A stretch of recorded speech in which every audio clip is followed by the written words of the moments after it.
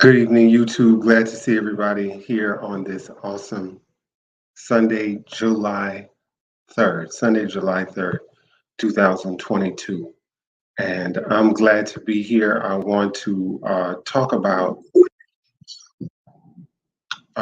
some important issues. I saw an awesome play with an excellent close friend, a dear friend of mine, who we were very intentional about seeing this play together. And we got a chance to see it. Then I want to talk about the two lives, the two characters in that play, and then two individuals that I immediately thought of when I finished seeing the play. And that amazing play is Soft by Donye Love. Donye Love's play is Soft. Pardon the echo, I'm just getting things here, setting myself up on the different platforms. So I saw Soft yesterday. Yes, yesterday, the 2:30 p.m. show with my dear friend Sojourner. The play is written by Donye Love, and it's a new version or the latest version of his original play called The Nigger Files that I saw in Philly about over a decade ago now. And I saw at least three productions of that, and he revised it. And the current production is not called The Nigger Files anymore, it's called Soft, and it's really getting to the heart of what he was dealing with in the first iteration in the Nigger Files. But Soft is an amazing story about a juvenile detention center classroom and six students in it. All of them were powerful actors. Um, and their teacher, Mr. Isaiah. And not only did you have Mr. Isaiah in this new version, you had Mr. Isaiah's boss, the administrator, Mr. Armstrong, that was written in. And so what Donye is doing is showing how the teachers uh, pressured, how teachers like me, and I could so much relate to this play because I was a public school teacher for so long. So Miss Donye Love's Mr. Isaiah is so modeled after, you could tell, the kind of caring teachers that Donye had and the kind of teacher that I try to be. Personally, that caring teacher, despite a system that really does not want to. I said Mr. Armstrong is Mr. Isaiah's boss. No, that's not the name of the character. The name of the character is Mr. Cartwright, and he's played by Leon Addison Brown. Mr. Isaiah is played by Biko Eisen Martin, who I saw at the Arden Theater's production of Stick Fly with Starletta Dubois, the cancer season. So the story of Soft is about six different students, and they're coping with loss. They're coping with the sudden death of their classmate, and it's revealed the reasons why. Slowly throughout the play, you get pieces of the puzzle that you, as the audience member, has to put together about why Antoine died. Not Antoine, why Kevin. Kevin is the name of the first student who suddenly dies. And then these are teenage boys that are not coping well with the sudden death. And Mr. Isaiah is more a mediator, but you see the constraints of all the issues that the students are going through: poverty, drug addiction, drug dealing, um, HIV stigma, homophobia, masculinity, performance, powerful performance by D of all the, it's all male students, and they're all teenage boys, basically. And a powerful performance was by the character, the student named D, who was, you could say, flamboyant and in a relationship with one of the other students. And just how he handled that, the way that Donye Love writes Stigma, he really does it in a layered way. With it, you're hearing the fireworks going off. My neighbors doing the Fourth of July fireworks. Um, and that actor who played D, is Essence. His name is Essence. I want to make sure I get his name accurate. Essence Lotus. Essence Lotus is the actor who performed D. Powerful, because he's a dancer. And this play had a strong fight presence. When the students at various points in the story of the play would get into a fight, they grab each other up. And I didn't see that intense, kind of fight scene since A Raisin in the Sun, directed by Harold Scott and Bill Duke. But what an amazing fight director. And the fight director for Donja's play is Uncle Dave, and he was sharing with me personally and my friend Sojourner in a park not too far from the theater. By the way, this play is at MCC Theater, which is on 52nd, I believe, near the corner of 11th, 10th Avenue and 52nd Street in New York City. Make sure you go and see this play. It is running until July 17th. And what a powerful story. It is a drama. Donja Love is an incredibly talented dramatist, and he's dealing with the serious issues about masculinity. And it really touched me because it made me think of, what happens is two of the students die by suicide. But the way that you as an audience member are forced to cope with it and forced to see how the characters close to them cope with it is powerful. And Donja is really not trying to give you, just like the dramatist Alice Childress, that nice, sweet, innocent, happy ending. He's trying to give it to you full force as a dramatist. He's saying these are the real issues you're going to feel you're going to feel it. You're going to feel the absence. You're going to feel the pain. You're going to feel the shame in not being able to, especially from Mr. Isaiah, the teacher, because I was a public school teacher for so long. I related to his character, trying to teach morals, trying to teach virtue in a circumstance that is without virtue, in terms of what each of the students had to go through. Eddie's mom was addicted to drugs, I believe alcohol, and then Jamal was a drug dealer. And Bashir, was really angry at Jamal. Shout out to all these amazing actors. I want to call each of their names. Essence Lotus, as I said, played D. Travis Rayburn played Bashir.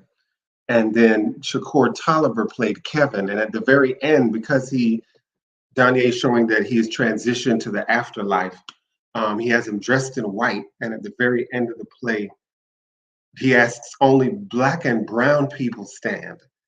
And me and my friend Sojourner, we stood and they gave each of us a flower. I had it in my hair, but it fell out. Each of us, each Black and brown person, to show you that your life does matter. Because I've been in that place recently where it just feels like everything you do because of your color, because of your gender, doesn't matter. Nobody values you. So I want to thank particularly the women in my life and the people in my life who made me feel valued. I want to thank DeAndrew. I want to thank Sojourner. I want to thank Andrine. I want to thank Faith. I want to thank Jasmine Wilson. I want to thank Sandy Gilliard. I want to thank Carolise Reed. I want to thank so many people, Stephanie Brown, who gave to this YouTube channel. I want to thank so many people for making my life feel worthy, because this issue that Donja is bringing up in his drama is a real issue of absolute feeling unworthy. And I want to show the absolute beautiful flyer. This is the play Soft. You got to go see it. It is running right now until July 17th at the MCC Theater. Make sure you go support this play. It's a powerful message. Donja really told a story that we don't get, the story of a Black teenager becoming a man, the story of maturity. How do you go past the maturity? How do you extend? How do you grow? And you're hit hard by the end of the play by the suicide. That second suicide really hit me in my gut, and I was ready to cry. And shout out to an amazing performance by Deron Jones, who played Antoine. Because when Wow, yes. In terms of Antoine dealing with his classmate Kevin's suicide, this is the issue that Donnie is bringing to the fore, the suicide, the issue of Black queer men, particularly Black queer men, just being discarded, being insulted, being dismissed. And I couldn't help but think of two particular men in my own life connected to people who I love dearly, who took their life, by suicide. And this is an issue that Donye is bringing up, Donye is bringing to the forefront. So I want to just, so thank you, Donye, for writing this story. Um, as I put on my IG on yesterday, Jackie Jeffries, who is the president of the Audience Development Corporation or Delco Awards, she says she has a lot of awards for Donye, and Donye, don't forget to get them because she has them and they're waiting for you. She appreciated your writing, not only Soft, she appreciated your writing 1 and 2, that amazing play. And then I saw two other productions of Donye's awesome playwright, Sugar in the Wounds, powerful performance about a queer love story set just before the Civil War, and his amazing play In the Middle, dealing with a mother who lost her son, and dealing with drug addiction, and a sister who does everything possible to be the mother she always wanted. So amazing stories Donye tells. Make sure you go see Soft before it closes on July 17th. Um, I want to highlight two particular people who I thought of after watching Soft. The first here is Bilal Chisholm. I didn't get to have a face to face with him personally, but I know him as the nephew of Ayanna Gregory, a dear friend of mine, and the grandson of Dick Gregory, comedian Dick Gregory. And I wanted this play that I just saw, Soft, made me think of Bilal. And I just pray for his spirit.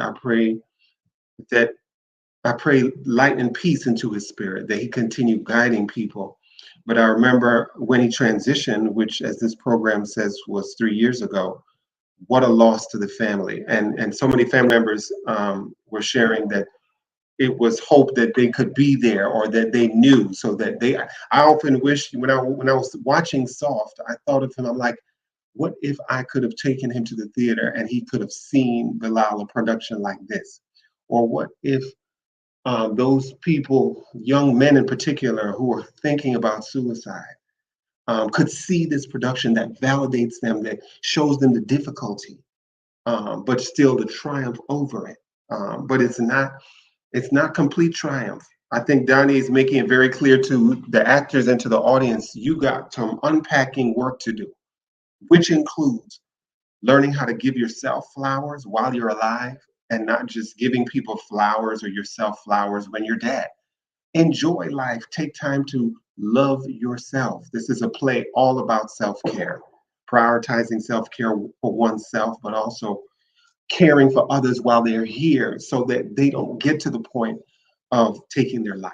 A bright light that I was told took his life, and I wanted to just acknowledge him to say your life is worthy, and in your name, Bilal, we will not neglect people who we notice are struggling with mental illness to the extent that they take their life. So I just want to say I love you, Bilal. I thank Donye for reminding us of all the Black young men around us for whom life is difficult and having to grow up difficult, feeling alone is difficult. And I pray that the angels activate those energies around those young men who feel like there's nobody, so that they are reminded there is somebody who cares. There is somebody who can love on you. There is somebody can help you out of any problem, out of any problem.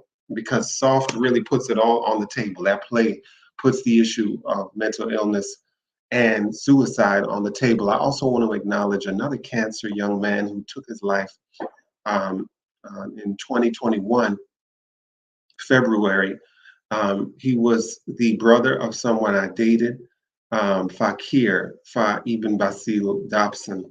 I want to just lift up and send loving prayers and loving life. Thank you. I love you. Somebody who took his life, believed that it was better to take his life. But I always want to be a space What Donja Love does in his play is he holds space. He holds space. He holds space for those young men, particularly Black queer men, who feel like there's no support around. In his play, the young students took their life because of just that. There was nobody around, and we have to make sure we hold space. And the only way we can do that is if we're holding space for ourselves. So Donja's play is a clear call to self-awareness, to make sure that you are aware and understanding of your emotional well-being, of your emotional intelligence, to make sure you're caring for yourself. This play is very serious about self-care. Mr. Isaiah wanted his students, especially Antoine, to know that he was there and that he could talk to him. He wanted his student D, performed by Essence Lotus, to know that he was there. He cares. And I think that's all anybody really wants, to know that somebody cares and to not feel completely alone. Part of why people commit suicide is they feel absolutely alone, that nobody else can. I felt that, dealing with the academic, US academic workplace myself, absolutely dismissed. I feel completely dismissed in terms of my work. And I know personally the quality of my work. But in this kind of space of the Western college and university that creates these artificial standards that everybody follows, it can quickly feel like you're being dismissed, not just because of your color or your sexuality, but also because of your class, because you're not connected or have the friendships or the relationships with those board of trustee members of the higher class that can help you get that job. So for Black men, what Donja Love is doing is really showing, even before adulthood, Black queer men have a huge barrier to go through. They express their anger physically, emotionally. They're not emotionally intelligent. They're intelligent according to a masculinity that is not expressive, that is not accurate, that does not truly express what they're feeling. These Black men are feeling. So this play just highlights the epidemic of suicides in a real way for me. It made me think of things I could have done to prevent. Because I asked myself, is there anything I could have done to prevent anything I could have done? And this play gets us to think about those who choose to take their life. And it's a call to action for all of us to check in on that friend, see what they need, be a family, make an effort to really help them meet their needs. So I thank you, Donja, for your amazing story. And Soft, again, I want to encourage everybody listening to this live YouTube, go see Soft. It is an amazing play that powerfully acted, an amazing fight scene, the testament to the dedicated teacher Donja Love has written in Mr. Isaiah, performed by Biko Eisen Martin, a teacher who's trying to show his students the light, be that light, but he's working within a system that is dependent on dimming that light. An amazing scene was between Mr. Armstrong and Mr. Isaiah at the beginning, when Mr. Armstrong simply wanted to go down the list, whereas Mr. Isaiah wanted to tell detailed reasons for their grades. All Mr. Armstrong wanted to do is to record the grades. I don't care about. And then by the end of the play, you see how the tables turned, where Mr. Armstrong in Donnie's script is the one who goes through the dramatic change. But again, Donnie doesn't give you a nice, happy, pat ending. You, as the audience member, are left with the understanding that a decent quality education is still absolutely out of these students' reach. Not only these students, but oh wow, I'm seeing the not only out of these students' economic class reach, but out of every student in that class. Unless you have money, you don't have an education. That's absolutely the message. I want to thank Jasmine Wilson for texting me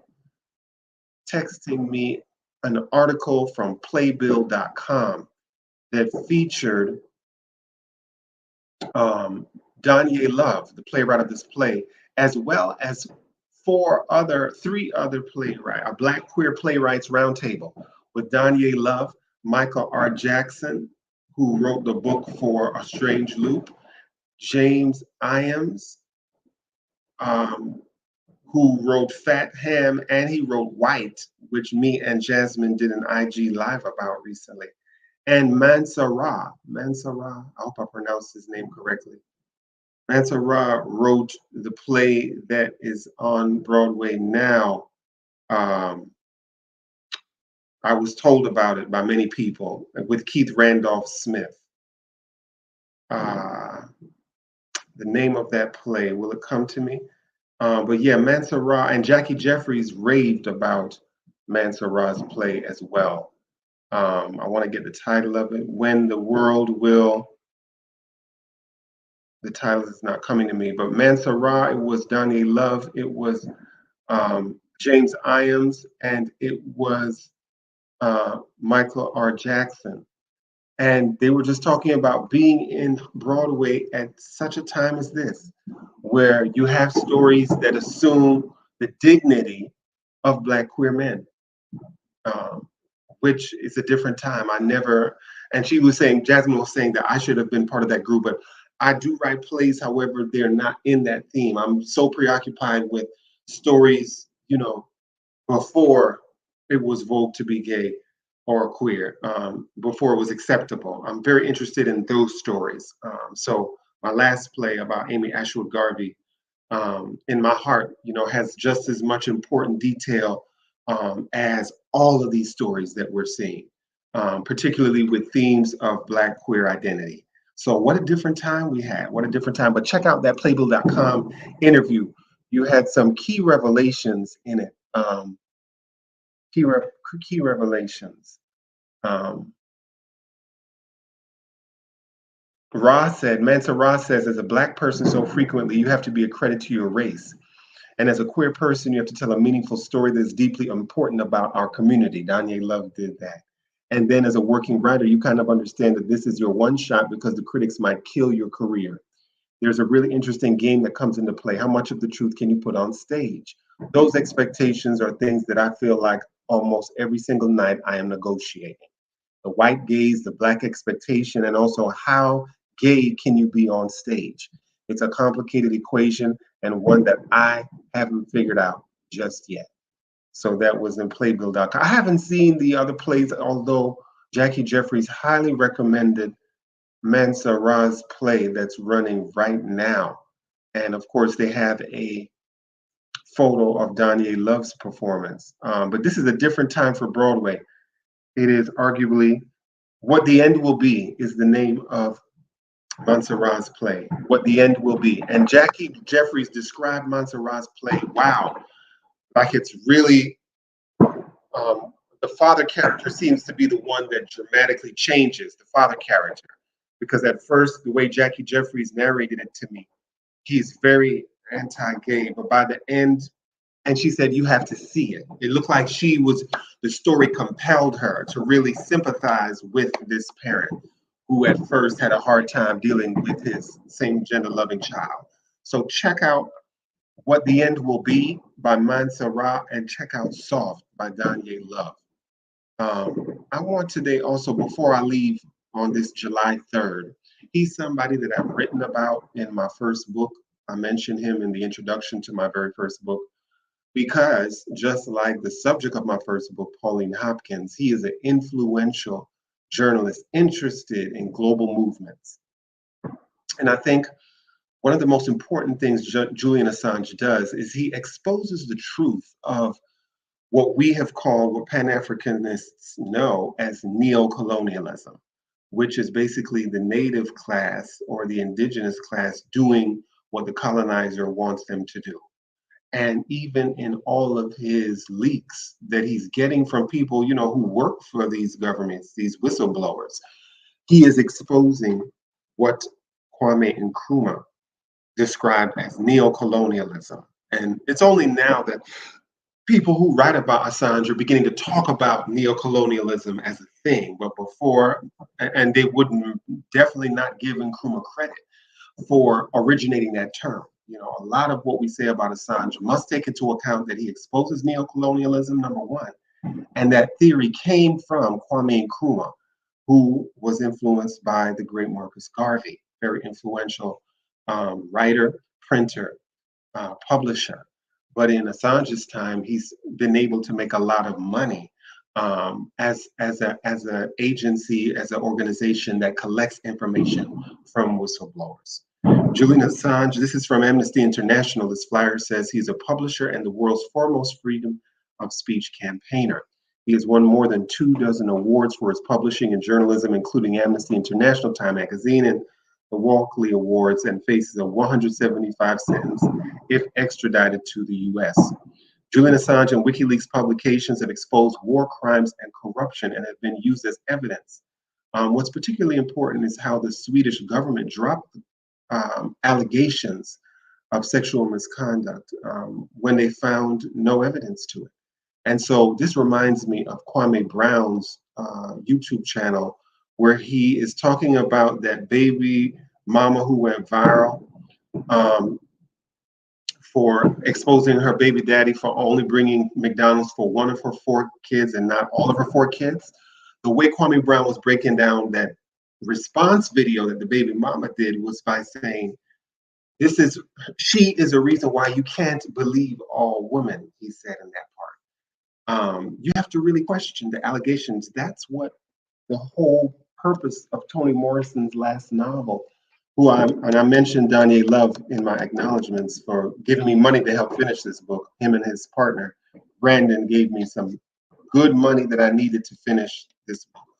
But the whole point of Toni Morrison writing it is for parents. She was encouraging parents and children to sit down and talk about allegations, whether it's true, talk about consent. Because sometimes charges are absolutely false. And in the case of Julian Assange, the Swedish government found that to be the case. This is also 1 week after Bill Cosby, June 30th, 2021 was released. And there's a conversation of him that conversation has just been released 1 year after it happened by his lawyer, Andrew Wyatt. And he says to her, your wife got you off.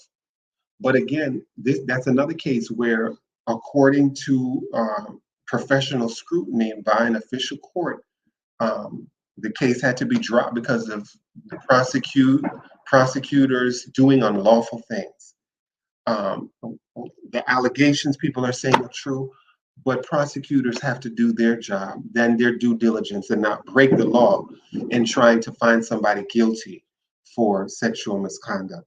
It can be a thorny issue because people don't like to have certain information revealed, especially if they are either making the allegations or if they're having to defend them. But I think in each case-by-case basis, it behooves everybody to do due diligence and to not, as Kwame Brown said, just believe a woman because she's a woman. Sometimes people are paid to make certain allegations against big-name people. But the most important thing about Assange, for me, is how he has exposed neocolonialism, something that Kwame Nkrumah wrote about. This is an excerpt from his first chapter in the book. Do I have that book here? I do. It went away, it disappeared. Maybe it'll come back. His book is called The WikiLeaks Files. This is page 27 from the chapter America and the Dictators of the WikiLeaks Files. As a leading expert, Assange writes on African politics. William I. Foltz wrote in 1966, it would take more than a few generations to teach the majority of Black Africans the skills necessary to participate meaningfully and effectively in politics. And then I wrote in the margin, my Yale political science professor in whose class I earned a D was William Foltz. So I found it so interesting that Assange was quoting William Foltz, and I realize now, decades after graduating from Yale, that what Foltz meant by meaningfully and effectively is basically just following the colonists' orders, following the colonial order, which for Africans was the oppressive order. This goes back to what I was saying last week about being conscious. if you're sleeping with somebody, if you want to sleep with somebody, let it be somebody that's conscious, that can know the difference between um, colonialism and neo-colonialism. Okay. And another, so I just found it interesting because I hated that class. I remember that class. I remember William Foltz. I remember he said to me very paternally, you, Roan, have a lot to learn from Mother Yale. And I took that in and I was like, I wonder what he means. And for me at that time, it just meant passing my classes and getting my degree, passing my classes. I don't care about no Mother Yale. I care about getting my degree. And then I realized after it meant what Julian Assange was saying here, that to participate meaningfully and effectively, basically do what the white colonial masters want. Okay, so you understand why anti-colonialism is the thing, why Garvey wrote what he wrote, why people resist to be meaningful and effective in politics according to the white colonial masters. So it was just powerful that I read my actual Yale professor, understanding more clearly the greater context of what the US in those years in the 60s were trying to do. They were already doing in Vietnam and Cambodia, colonizing it and making sure what Assange says here happens. If a further period of tutelage at the hands of the white colonial masters was not possible, these people would require a period of authoritarian rule under enlightened military regimes. So now he's writing William Foltz's perspective, which was the colonial perspective, in order to keep the Africans under control. Another key part of what Assange writes in his book is on page 28. This is page 28 of his first chapter. He said the CIA had helped overthrow Iran's Mossadegh government in '53, replacing it with the hated Shah, and later played a role in supporting the Ba'athist coup in Iraq as part of its general offensive against Arab nationalism. Israel, neither strictly a dictatorship nor a normal democracy, had become the major US regional client, which it had dealt a lethal blow to Arab nationalism. Later, with the Camp David Accord securing peace with Israel, the Egyptian dictatorship became the second major regional client. All the while, of course, the US supported a network of right-wing dictatorships in its backyard, Latin America and the Caribbean. Because I think what one of Assange's leaks showed is the role of the US government, particularly Hillary Clinton, in ordering the Jamaican police to murder 70 civilians in Tivoli Gardens. This was while Bruce Golding was prime minister. And that was all because of WikiLeaks. And now Lloyd d'Aguilar, who's in Jamaica, has done an awesome job of documenting that massacre ordered by the Department of State in this country in Jamaica, and has shed light on the Jamaican nationals who supported that action and who still have not prosecuted. I believe his documentary, Lloyd d'Aguilar's documentary, is one step closer to prosecuting those involved in that Tivoli Gardens massacre in May of 2010 or 11, I believe. But we thank Lloyd d'Aguilar, and we thank the journalists like Marcus Garvey, like Julian Assange, for showing the real actors behind these massacres, behind authoritarian military regimes. And I pray he is released. He needs to be released. He does not need to be extradited to the United States. He is an important champion that shows what it means to do your job as a government, not to rule with an iron fist, but to truly rule democratically. If we didn't have WikiLeaks, there would be no democracy. We need to have checks and balances on executive powers. And the only organization doing that consistently is WikiLeaks, founded by Julian Assange, who was born July 3rd on this day. So we thank the universe for helping us have a stronger democracy because of people like Julian Assange.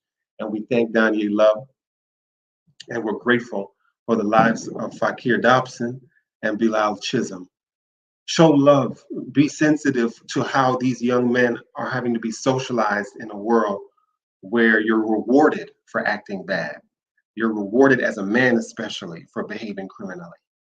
And so what Mr. Isaiah taught his students in Donja Love's play, what Julian Assange writes, in his books are all testaments to the importance of standing up. Stand for something, or you'll fall for anything. Thank you for joining me on my 7th YouTube Live. Don't hesitate to support if you were blessed by this, if you appreciated this, give to my Cash App, which is $, my first name, last name. God bless you. See you next week.